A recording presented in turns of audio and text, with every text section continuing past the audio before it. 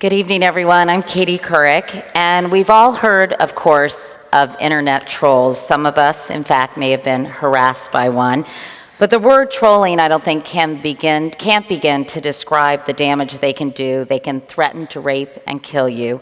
They can put your most personal information online for the world to see. And the worst part is, in most cases, they get away with it scot-free. So joining me now are four incredible women who are pushing for change.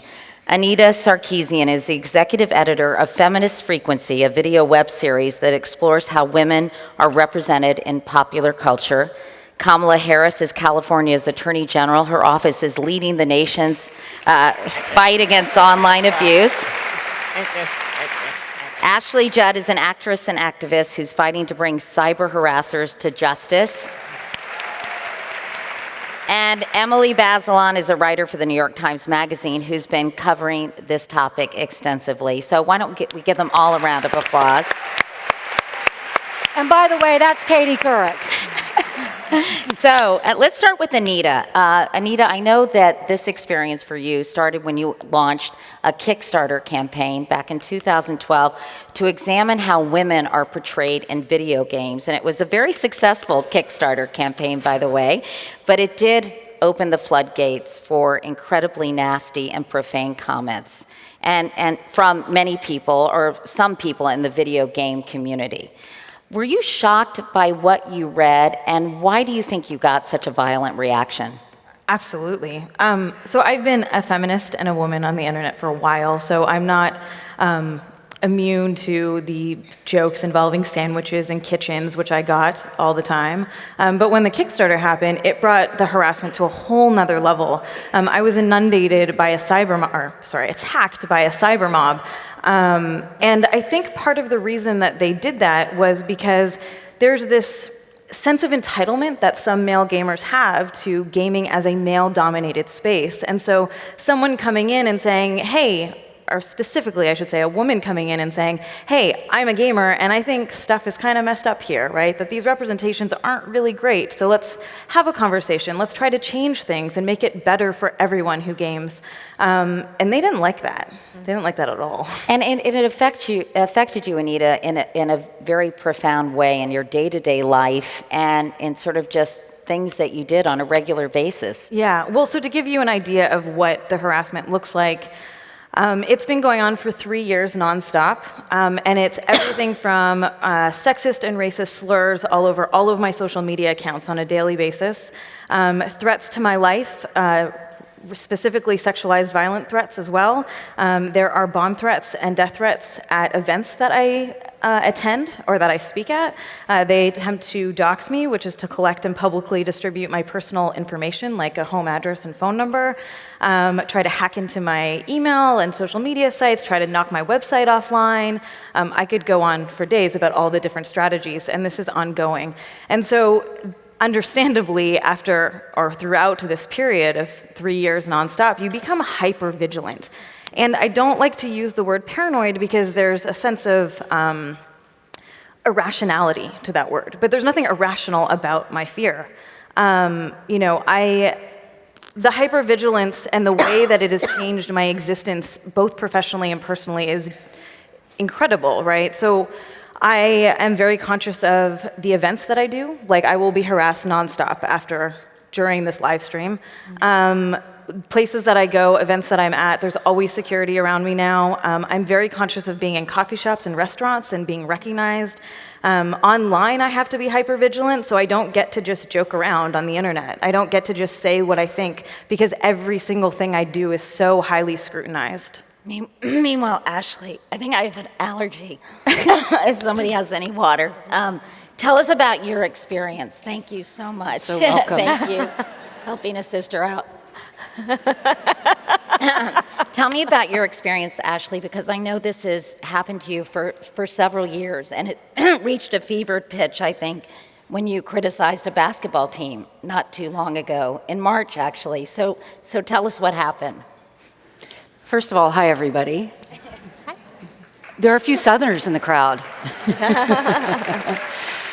I got a little nervous before I came out, and so I just want to be human and connect and say hi and hear you say hi back. And part of what's really important to me about this conversation, Katie, is that we are talking about human beings. I am a human being, and so are the people who commit the abuse. And the underlying problem is the dehumanization and the depersonalization of me, and I don't want to commit that same fault by otherizing them and demonizing them. I do not like the behavior. It is abusive. At times it seems sociopathic, but I want to love the person, because I do think that fundamentally there has to, for me, be some kind of a spiritual solution. So when someone, first of all, talking about the thing that I said during the basketball game, which, I appreciated what Anita said, because I am a free spirit. I am very open. I go to those basketball games to be completely free and express myself and, ball out a referee and love my team and, jump on the Wildcat and get all the germs from all the other kids that he's been kissing, because I feel like a kid. And I could have been more judicious in the critique I gave. Yes, 3 Kentucky players were bleeding. I thought that was unfair. But it doesn't mean that I should be subjected to the tsunami of gender and sexualized violence. And it's been going on for a very long time. I just haven't done anything about it. And so part of my suggestion, and I was really appreciating Anita earlier, who was asking me if I wanted coffee and what kind of support she could give me, because I'm new to speaking up about this, is I have to have strong alliances with like-minded people so that I can remind myself that it's not okay and I don't have to be re-traumatized. And I actually hired a social media firm, and I learned a new word, scrubbing, to scrub my Twitter and Facebook so that I'm not constantly being re-exposed to pornographic images of me with threats to ejaculate on my face, or asking me how many of the members of the team I blew in the locker room, which, by the way, I've been getting that for over 20 years, and I just haven't really said anything about it. I've tried to ignore it. And I also try to use humor sometimes and engage with people directly. So there was a guy, actually, when I was living in Prague, who said something really pornographic to me, and I looked at his avatar, and it seemed to be a picture of him with his daughter. And so I responded by saying, is this how you speak in front of your daughter, and is this the environment in which you're choosing to raise her? And because I joined him in his own thinking, he was able to self-correct, and he wrote back and said, you're absolutely right, I totally apologize. And then sometimes humor just works, and I'm using all kinds of language, which I was married to a Scot for 15 years, so I can cuss the paint off a wall. But, recently this guy tweeted me, it seemed to be a guy, because, by the way, patriarchy is a system. It is not boys and men. It is a system in which I believe all of us participate, at times including me. I mean, I'll go through that feed and I look good. Phew. Oh, I don't look good. Oh my God. So I participate in that too, and it's constantly an invitation to challenge my own thinking and to enlarge my spirituality and know that I'm okay exactly as I am on the inside, regardless of what I say, think, do, feel in that particular moment. So this guy, he wrote, so Ashley Judd is called a cunt for being a cunt. I don't see a problem with that. And I wrote back, it depends on how you define cunt. I know how I define dick, you.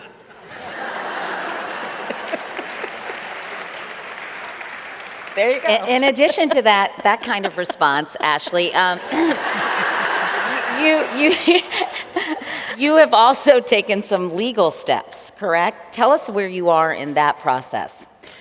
Well, in addition not to wanting to constantly re-expose myself to hate speech, when I hired BAM, the social media firm, they are disaggregating the data. And I actually wanted to show it to you, but it won't display because this is a webcast.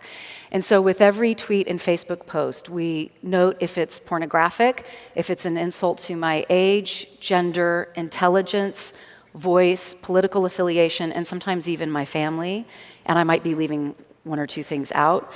And also, then we cross-tick the boxes if it's multiple across those categories. So then I can see which ones are most legally actionable, because I certainly don't want to waste my time. I don't want to waste law enforcement's time.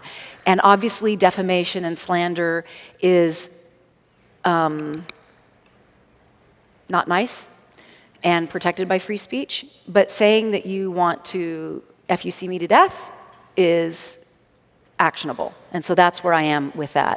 And you know, I counted like one day in the data that BAM sent back to me, I had like 67 hate speech posts on my public Facebook alone, and the majority of them were pornographic. And you know, we can track it. Like if I say something about basketball, you know, by the way, this doesn't happen to Jack Nicholson.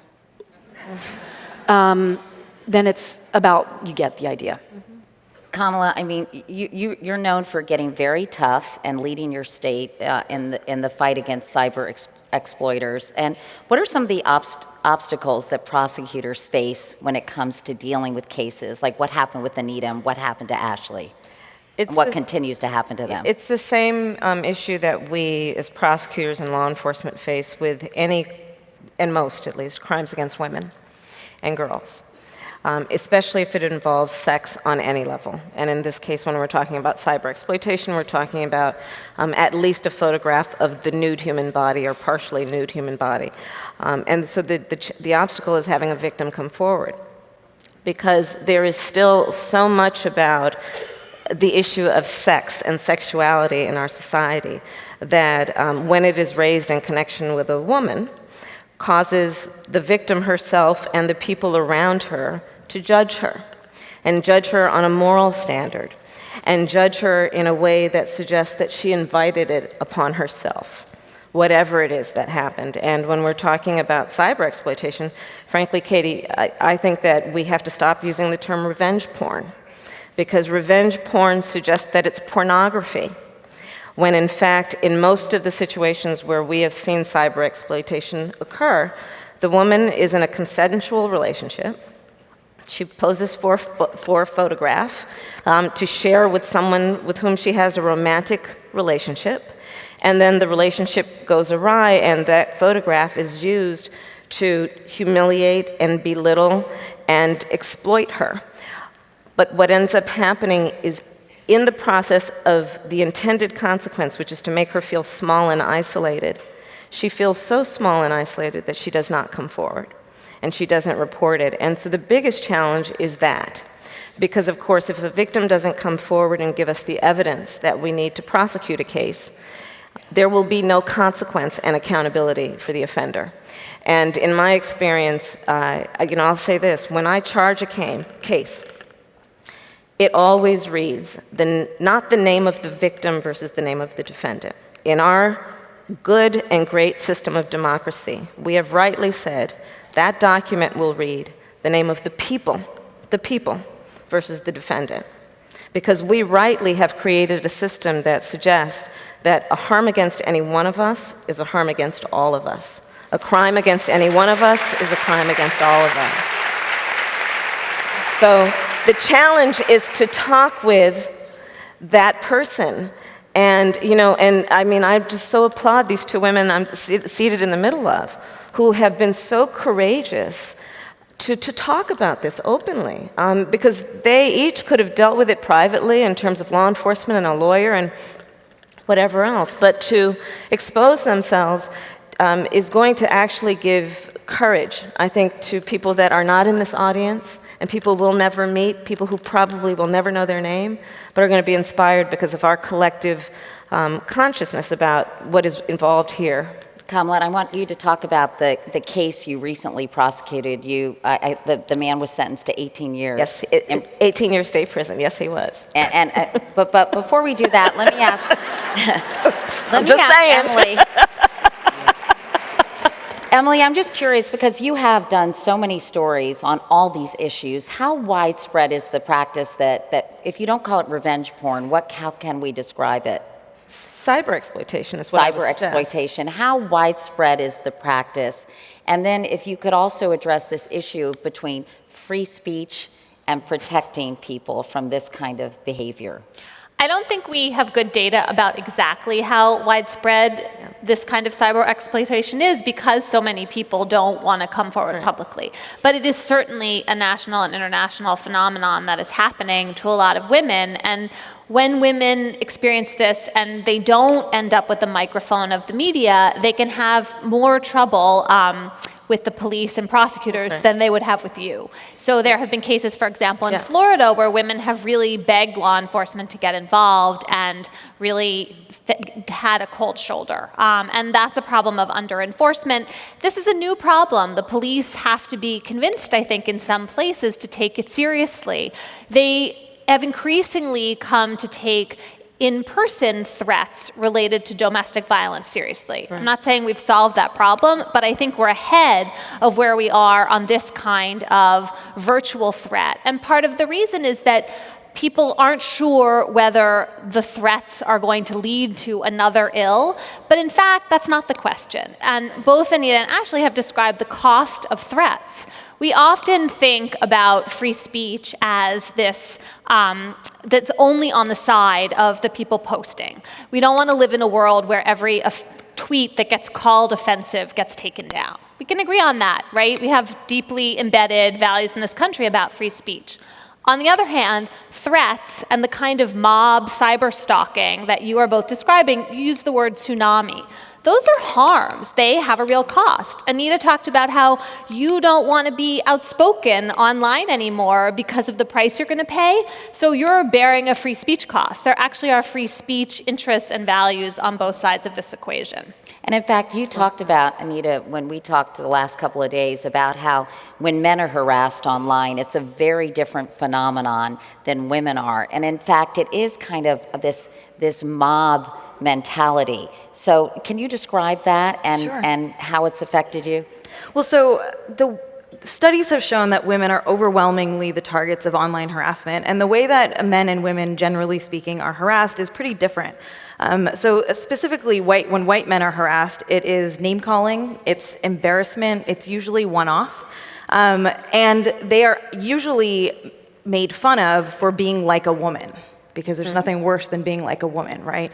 So, and being gay, which is a part of that patriarchy spectrum. So they get called pussy, they get called mangina, they get called faggot, and also white knights is a white knight is a big internet term these days, which means that if a man is supporting women and cares about women, then they obviously are just doing it to get laid, because heaven forbid men actually want to eradicate patriarchy in any way. When women are harassed, we are sent threats of sexual violence, we are sexually harassed, and we are inundated by mobs, and it's sustained for periods of time. In fact, you call it dogpiling, right? Yeah, a cyber mob or dogpiling is the same kind of idea. It's when a dominant group with a shared worldview comes together to shame and harass and discredit women, to silence and discredit our work. And it takes over your entire social media life in every capacity. We'll talk about what social media platforms are doing or not doing in a moment, but Kamala, getting back to you, how can we better educate police departments? Ashley, did you get any kind of response from the police when you've talked to them about this? Did they take it seriously?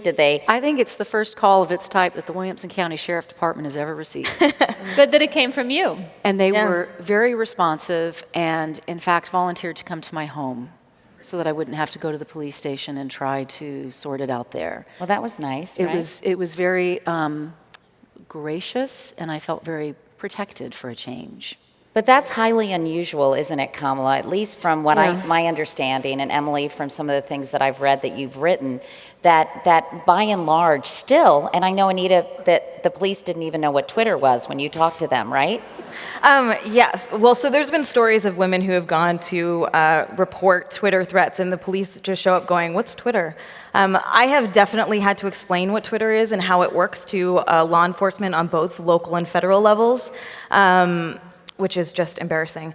In San Francisco, they know what Twitter is because they have to, the building is there, but that's kind of the extent of it. It's a big building. But I've had police tell me, they're like, well, why don't you just stop doing what you're doing if you're being threatened?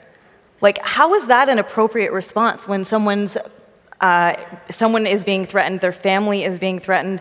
And so you're talking about how women need to come forward, and I agree. From my engagement with law enforcement now, they're like, it's easier to prosecute if you respond quickly because you have to prove that they were fearful for their lives. But why would women do that, right? Because they get ridiculed, they get not taken seriously. I didn't actually go to the police until I was kind of forced to. There was a bomb threat at a very high-profile event that I was at, and they went to the police, which then put me in the system. But I was like, what, I'm gonna walk to the local police station with like tweets and posts on message boards? Yeah. And there's no way there's no way that I believed that they would take me seriously. And I think a lot of women feel that same way. So, Kamala, what do we Yeah. do to eradicate the victim blaming that often ensues when people do complain, and how can we better educate police, the law enforcement authorities all over the place? So this issue, and you're absolutely right, that is what happens in the majority of cases, is that there is not a sufficient and appropriate response when and if the victim does come forward. And I put it in the category of a broader issue, which is the need for adoption of technology by government. It's a very real issue. When I was elected district attorney of San Francisco, first-class city in the world, first cousin of Silicon Valley, in 2004, 2/3 of my lawyers did not have email. The San Francisco Police Department, under the current chief, rolled out email in 2011.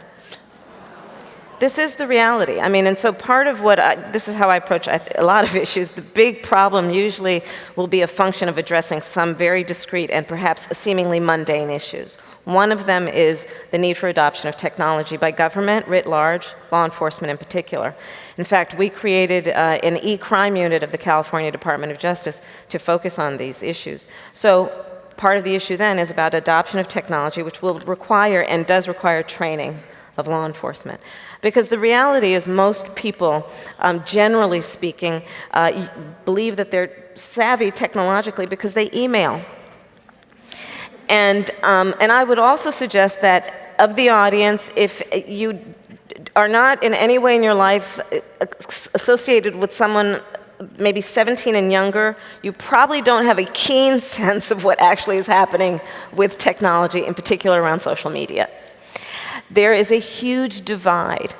And what then that creates, as we know in any world, is that when we don't, in law enforcement or parents or people who are in a position of trust with vulnerable people, if we don't know what's going on, we can't help them. Training of law enforcement has to be a priority for the country. It has to be a priority for local law enforcement. Federal law enforcement knows it better. But local law enforcement needs the tools, and it's going to have to be a priority in order for it to happen, because I don't believe it's going to happen organically.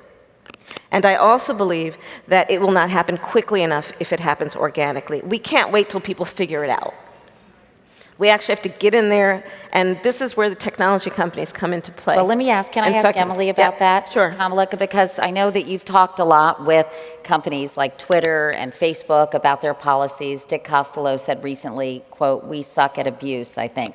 But having said that, they are taking some steps, serendipitously perhaps. Good timing. And they are making some changes in their policies. Can you talk about that, Emily? So first of all, this is company by company. And I think, to pick up on your theme, Kamala, again, it's not necessarily something they're going to do on their own. It's going to be the result of pressure from people like the people on this stage. There has to be a price to these companies. They have to be worried in some way about their bottom line. I think what's happening at Twitter is a sense that if Twitter deteriorates, as it already has in some of its corners, into a place where it's just a cesspit and full of misogyny, that will turn off users. It's not part of the brand and the image the company wants to project. And so, yes, they have changed their definition of threats to make it easier for people like Anita and Ashley to say, this is what happened to me, and get some action. And they're trying an algorithm to look prospectively to try and actually monitor. That will be really interesting if it has an effect.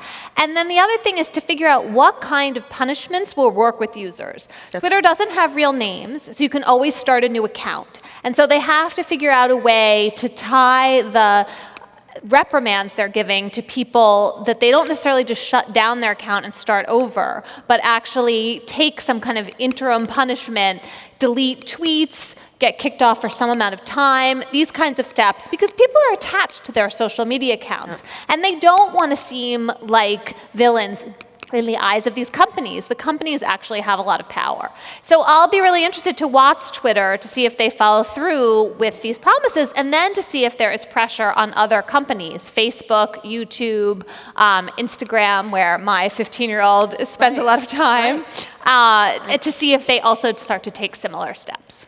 So in January, we convened in San Francisco about 50 of the companies. Twitter, Facebook, Microsoft were among the group, and we brought in law enforcement and people who had the experiences of actually being exploited and victimized. And it was a very robust and frank conversation. Part of what came out of that is that the industry representatives agreed to continue through a subcommittee process to basically come up with an industry standard.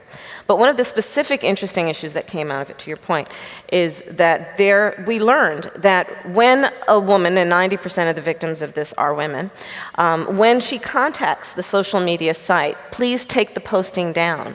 There's no clear person that she should talk with, and they have no protocol for determining the standard by which you take it down. Now, we can imagine, and it's fair, when they say, well, we can't just take anything down anytime anyone calls.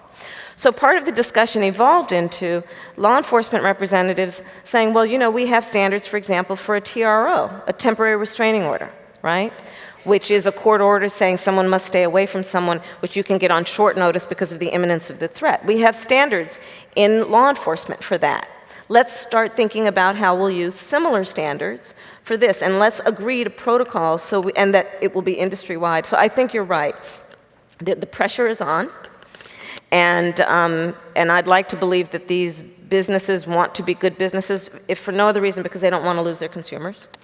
And I think this dialogue really helps move that forward. Because it's not just Twitter, by the way. I mean, you look at Facebook, or we were talking about Wikipedia the other night. YouTube, and Google. And Google, and the comments on YouTube. I mean, I can't believe some of the comments I read. I mean, not only about myself, but just about people in general. Then they start fighting with each other, and they start, cursing out each other. I mean, you really lose your faith in humanity if you spend a little time online. Well, I also like to give the conversation back to my followers, because there are wonderful people out there. And y'all are probably familiar with the Gottman research that for every one negative interaction, the brain requires 5 positive interactions to set off the damage and trauma done by the one negative. And of course, the hierarchy of needs is that connection and belonging is number 1. And I'm a part of the tribe when the conversation is going well, and then I'm thrown out of the tribe when I'm being abused. Mm-hmm. And then I reignite my tribe by saying, what do y'all think about this? And so I want to stay on Twitter because I like being connected and approachable and real. Like my description of myself right now says, if you want to know what I'm doing next, it's probably inhaling or exhaling. And I just put on, my Instagram, my profile says, I'm real. And so I am actually having the experience that these two women are describing. When I was sitting there trying to report to Twitter, it's like the method they gave me was so inadequate and so underrepresented the experience I was having and demoralizing every time I got my automated response from Twitter. And by the way, I would like to put pressure on them right now. I'm totally aggravated that they haven't reached out to me. I am low-hanging fruit. Yeah. They also now, though I understand, allow bystander intervention in a way. So a bystander, so someone who's following you, sees someone being abusive, they can also report. And I've actually seen Twitter in this conversation with us. And I mean, yes, I'm the top cop of the state, but they say the right things. But they actually are following through. And so we want to give them credit and encourage them to also do better. And I think that there is a divide in terms of perception and experience, and we're closing that divide. But I do see progress being made. And Twitter and Facebook and actually Microsoft have been 3 of the most significant leaders in the conversation. Because I'm really sick of YouTube crap. Yeah. But I want to piggyback on that because I don't want to be like, yay, Twitter, but I'm I have been impressed with what the steps that they're taking. It's late in the game, but I'm impressed with what they're doing. And I think that there's a lot more that they need to do, but I do have a little bit of hope, right? Like about a year ago, it would take them 6 months to respond to a threat, and I'd get a message being like, oh, well, this isn't against our policies. Right. I reported a threat a week ago, and I got a response in 20 minutes. That's something. The reporting function, I mean, don't clap for Twitter. They're actually starting to do their job. They don't need a cookie for that. You can clap for that. But, like, I feel like the social media sites is one piece of it. The legislation is another piece of it. And all of these things work together to create a cultural shift. Like, I actually don't like the title of this panel because I think the word trolls is kind of a problem. I think it reinforces the juvenileness of all of this, right? I think that comments like, don't feed the trolls, don't read the comments, get over it, grow tougher skin, it's just boys being boys, it's just the internet. All of these comments work to make online harassment normal. It's just how it is, right? But it's not just how it is, and we don't have to accept it, and none of us should have to jettison our humanity in order to participate, because that's ultimately what those comments are saying. That's right. Yeah. I could talk about this. We're almost out of time, but Kamala, since I mentioned that I was going to ask you about prosecuting this guy and putting him away for 18 years for cyber exploitation, can you just tell us quickly about that case? So this case we prosecuted, and the verdict came back this year out of San Diego, California, and with 27 felony counts that were a combination of extortion and identity theft counts. And it was interesting because when I first learned of the case, the conversation being had was, oh, probation, just, have him plead to one charge, but my point was just because someone has a college education and he's sitting behind a computer does not shield him from the law or jail. And in this situation, we found there were 10,000 photographs posted. And so what ended up happening is most of the photographs were taken in a consensual situation. Some were not, where, for example, there was one young woman, college woman, who was drugged at a party, then disrobed, and the photographs were taken. But one example is a woman who took a photograph to send to her boyfriend who was serving in Iraq to maintain the intimacy of their relationship. We had moms who were wives of their husband. Her husband was stationed in China. She sent photographs to him, right? Through a number of devices and means, this fellow, the defendant in this case, acquired the photographs that were sent to him. He posted them on a website called You Got Posted. And the women would find out in a variety of ways. So for example, a graduate student going for interview after interview, being asked all these questions that didn't really make sense. Because, by the way, for any of you students out there, most employers, when they're looking at you as an interviewee, they will look at your online presence. And so employers saw these photographs and would ask her the question. She didn't know what was going on. And then she learned that she was on You Got Posted. So these women would then ask this fellow, the defendant, please take the photograph down. I'll do it if you give me money. $250 to $300. So we prosecuted him. And, but the challenge was in the beginning, letting them know that there would be a place, to your point, that let's let the victims know that if they report, something's going to happen. Because it takes a lot of courage for a victim to come forward, and the worst thing we can do is say, you should go and tell somebody, and then nothing happens. But what ended up happening is this is the first case that we know of in the country that resulted in a criminal prosecution where somebody ended up in state prison 18 years. But one of the points that but it was important to make when we argued this case to the jury, and I think it's a general point, again, back to blaming the victim. We tend to, especially again in rape cases, for example, in sexual assault cases, and sometimes in domestic violence cases, what did you do? We'll look at the victim. You must have asked for it. And especially when we're talking about, in this case, photographs of nudity. And here's what I was talking with Katie behind the thing about it. As some people would say rightly, I think, the camera was created to take a photograph of the naked human body, okay? It is not unusual that photographs are taken in a consensual relationship. It's just, for some of us, that at the time that we were 20, it was a Polaroid, and somebody could find it and cut it up. In this case, let's tell folks, it can't be destroyed so easily. And it could end up in the wrong hands, and it could live forever in a cloud. And so there is also the conversation that we should be having about prevention, but doing it in a way that does not blame the victim, and it does not suggest you asked for it because you allowed the photograph to be taken, because that happens. It is not abnormal, and it has been happening since the invention of the camera. So we've got to create a balance that teaches people how to be safe as much as possible, but also does not blame them when the inevitable might happen.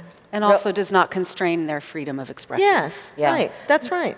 I know That's what's happening to all of us. It's the suppression of my speech. It's the Right, constraint of my, which is also what temporary restraining orders do.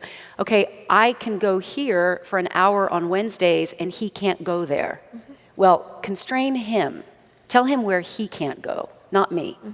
Meanwhile, Emily, in closing, are you optimistic that there is going to be some kind of shift in the culture in terms of just, even without laws, general behavior or not? I think the general behavior needs the laws behind the shift, but I also think that conversations and steps like the ones we're talking about here make a huge difference. They are about changing what is now kind of acceptable form of misogyny and challenging that, calling it what it is, and then expecting people to change and holding them to a different standard. And Ashley and Anita, I'd like to second whoever commented on your courage in talking about this so openly in a forum like this.